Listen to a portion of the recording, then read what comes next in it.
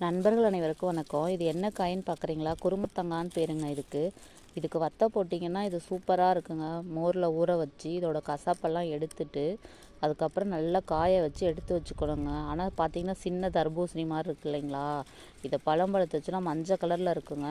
ஆனால் ஒவ்வொரு பழம் இனிப்பாக இருக்கும், ஒவ்வொன்றும் கசப்பாக இருக்குங்க. அதெல்லாம் பார்த்திங்கன்னா நம்ம சாப்பிட முடியாது. ஆனால் சோளக்காடு இருக்கு இல்லைங்களா? அதில் நல்லா நிறைய விளைஞ்சி கிடக்கும். இந்த வெயில் நாளையில் எல்லாம் வத்த போட்டு எடுத்து வச்சுக்குவாங்க. ஆனால் இப்போ இந்த காய் கிடைக்கிறது இல்லைங்க, எல்லாம் அழிச்சிட்டாங்க. இது நல்லா மோரில் ஊற வச்சு வத்த போட்டு வச்சுக்கலாம். பழைய சாப்பாட்டுக்கெலாம் பார்த்திங்கன்னா வச்சுக்கிட்டிங்கன்னா கம்மஞ்சோத்துக்கெலாம் சூப்பராக இருக்குங்க. உங்களுக்கு கிடைச்சா நீங்கள் மோரில் ஊற வச்சு நல்லா அந்த கசப்பெல்லாம் எடுக்கிற வரைக்கும் ஊற வைங்க. ஊற வச்சு நல்லா காய வச்சு எடுத்து வச்சுக்கோங்க.